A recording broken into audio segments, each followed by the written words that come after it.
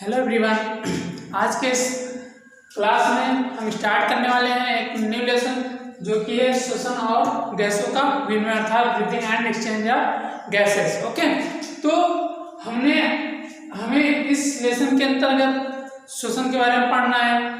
किन जीवों में वो श्वसन तंत्र या फिर श्वसन अंग कौन कौन सा पाया जाता है, कीटों में क्या पाया जाता है, मेढक में क्या पाया जाता है, फिर अन्य छोटे प्राणियों में कौन सा श्वसन अंग पाया जाता है, फिर हमारे उच्च प्राणियों में कौन सा श्वसन अंग प्राप्त होता है, ये सब हम इस लेसन के अंतर्गत पढ़ेंगे। इसके अलावा ये श्वसन किस प्रकार होता है, हमारे जैसे एक मनुष्य के ले लो तो उसके अंदर जो फेफड़ा है अर्थात लंग्स जो है उसके माध्यम से किस तरह वो फिल्टर होती है या फिर एक्सचेंज ऑफ गैसेस अर्थात ऑक्सीजन का अंदर लेना और कार्बन डाइऑक्साइड को बाहर लेना वो किस प्रकार नियंत्रित होता है या फिर किस अंग के द्वारा किया जाता है, ऊतक किस जगह ऑक्सीजन को ग्रहण करते हैं या फिर कार्बन डाइऑक्साइड को रिलीज करते हैं, ये सब हम इसी चैप्टर के अंतर्गत पढ़ेंगे। ओके, तो स्टार्ट करते हैं ये लेसन। जैसे कि सभी जीव या फिर एक मनुष्य का ले लो तो वो भोजन करता है। अब भोजन करता है किस लिए, ताकि उससे हमें एनर्जी प्राप्त हो सके। तो उसके भी कई सिस्टम थे। तो भोजन के द्वारा जो हमें पौष्टिक तत्व प्राप्त हो रहा था, जैसे मान लो ग्लूकोज था, तो ग्लूकोज को तोड़ने के लिए, अब ग्लूकोज से एनर्जी प्राप्त करनी है ना, तो ग्लूकोज को तोड़ने के लिए हमें किसकी आवश्यकता होती है, ऑक्सीजन की। अब ऑक्सीजन हमें कहाँ से प्राप्त होगी, वायुमंडल से। अब वायुमंडल से जब ऑक्सीजन ली जाती है तो उसके द्वारा ग्लूकोज जो है टूटता है किसमें, एनर्जी में, अर्थात वो एनर्जी ग्रुप में टूटता है और हमारी बॉडी को एनर्जी देता है। तो हम कह सकते हैं कि भोजन से प्राप्त ग्लूकोज आज को तोड़ने के लिए ऑक्सीजन की आवश्यकता होती है, जिसके कारण हम वायुमंडल से ऑक्सीजन लेते हैं एवं उसके फलस्वरूप ऑक्सीजन लेने के पश्चात अब हमारे शरीर में ऑक्सीजन गया तो उसके साथ साथ कई अन्य भी गैस भी जा सकती हैं, अन्य गैस गई। इसके अलावा अब जब अंदर वो एंट्री करती हैं तो उसके लिए एक सिस्टम बनाया गया है जो कि हमारे एक नासा के द्वारा ये अंदर जाता है। एक इसमें नली होती है जिसमें इसका जो बाहर का टेम्परेचर होता है वायु का और अंदर का टेम्परेचर बॉडी का कुछ होता है, तो ये इसको संतुलित करती है। कौन, हमारी जो नली होती है ग्रसनी, ये इसको नियंत्रित करती है।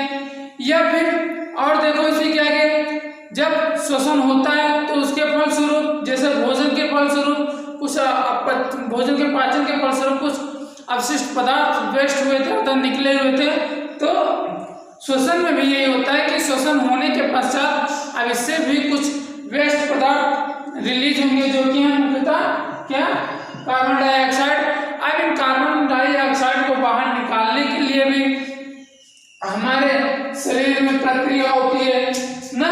तो उसी प्रकार हम कह सकते हैं एक डिफिनेशन के अनुसार कि वायुमंडलीय ऑक्सीजन और कोशिकाओं में उत्पन्न CO2 के आदान प्रदान, वायुमंडल के द्वारा लिया गया ऑक्सीजन, जब ऑक्सीजन ले लिया जाता है तो ये ऑक्सीजन हमारी कोशिकाओं के द्वारा हमारी बॉडी में उपस्थित अन्य अंगों के द्वारा ये उपयोग में लाए जाते हैं। अब जब उपयोग में ले लिए जाते हैं तो इनके फलस्वरूप कोशिकाओं से ऊतकों से बदले में क्या निकलती है, कार्बन डाइऑक्साइड, जो कि एक वेस्ट पदार्थ है हमारी बॉडी के अंदर जिसका कोई काम नहीं है हमारी बॉडी के अंतर्गत।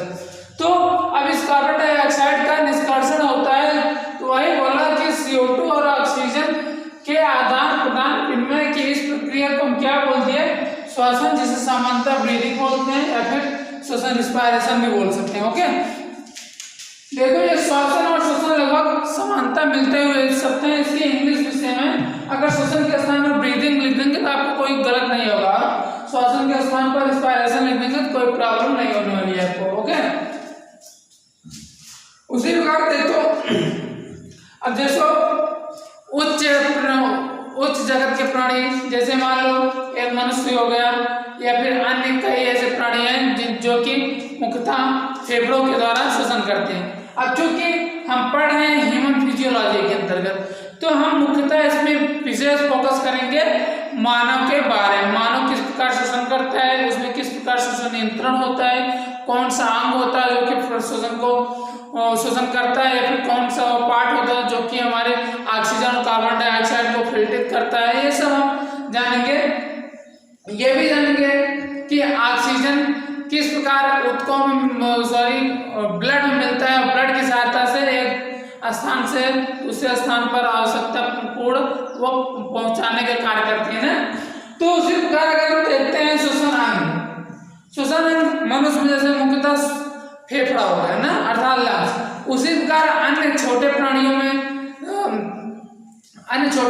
शोषण होता है। अब उसमें भी कोई शोषण अंग होगा ना, तो उसी प्रकार हम कह सकते हैं शोषण अंग मुख्यतः दो प्रकार का है।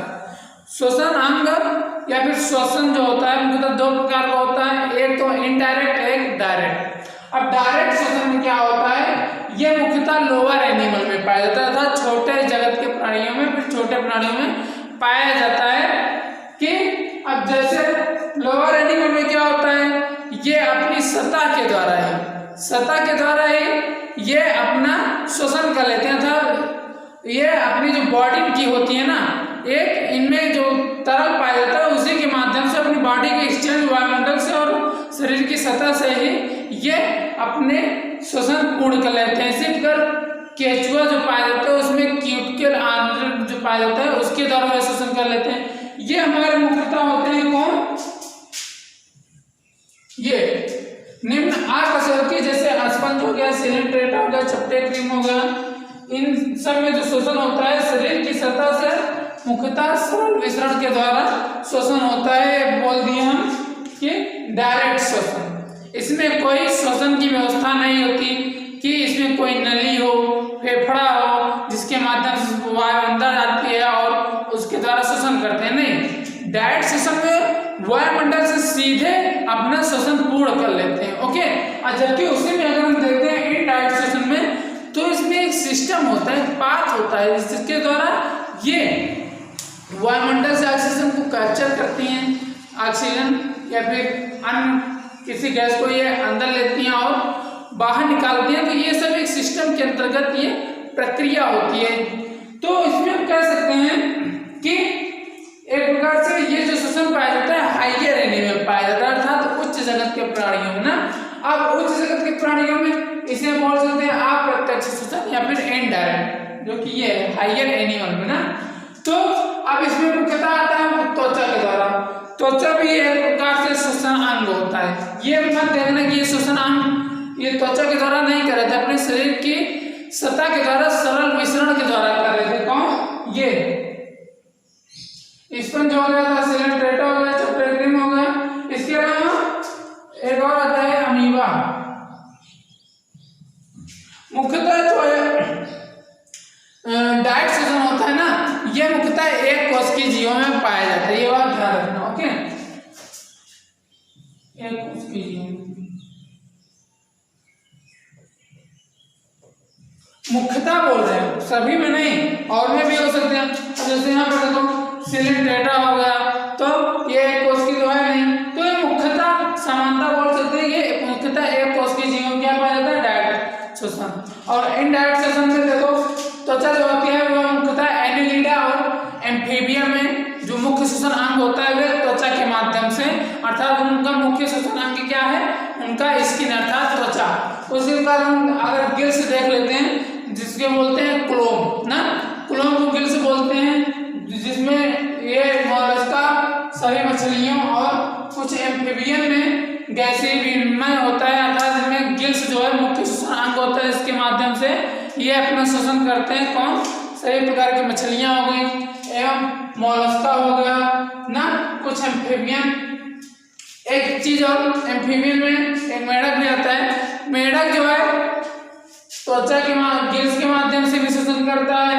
इसके अलावा यह फेफड़ों के माध्यम से भी कुछ ऐसे एम्फीबियन हैं जो कि शोषण करते हैं। लेकिन मेढक एक ऐसा प्राणी है जिसमें जो है ना वे मुख्यतः वायुमंडल के द्वारा भी द्वारा अपनी त्वचा के माध्यम से, अर्थात इसमें भी बोल सकते हैं कि ये देखो एम्फीबिया लगभग इसमें कई प्रकार से शोषण होता है, त्वचा के द्वारा भी, गिल्स के द्वारा भी, फेफड़ों के द्वारा भी इसमें इसमें एम्फीबियम में श्वसन पाया जाता है। ओके, आई बात समझ में। उसी प्रकार हम देख लेते हैं फेफड़े में, फेफड़े के द्वारा फेफड़ा किस किस जीव में किस मुख्य श्वसन अंग है ना, तो इसमें आता है घोंघा, कुछ एम्फीबियन भी आते हैं, सभी सरीसृप अर्थात रेंगने वाले प्राणी होते हैं जो सरीसृप जिसे बोलते हैं, वे सभी प्राणी फेफड़ों के द्वारा, कुछ एविस जो अर्थात पक्षी वर्ग आते हैं उनमें श्वसन अंग पाया जाता है। कौन सा? फेफड़े, फेफड़े के माध्यम से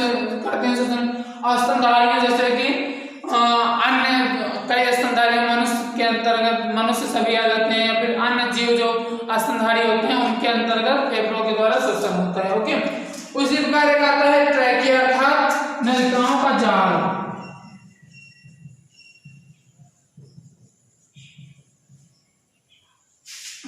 नलिकाओं का जाल मुख्यतः किसमें होता है? कीटों में, जिसे बोलते हैं ट्रैकिया। कीटों में नलिकाओं के माध्यम से श्वसन करते हैं। ओके, तो ये एक तरह से हमारा इंट्रोडक्शन पार्ट था। तो हमने लेक्चर में स्टार्ट कर लेंगे कि मानव का जो मुख्यतः श्वसन अंग होता है, श्वसन तंत्र होता है, उसके बारे में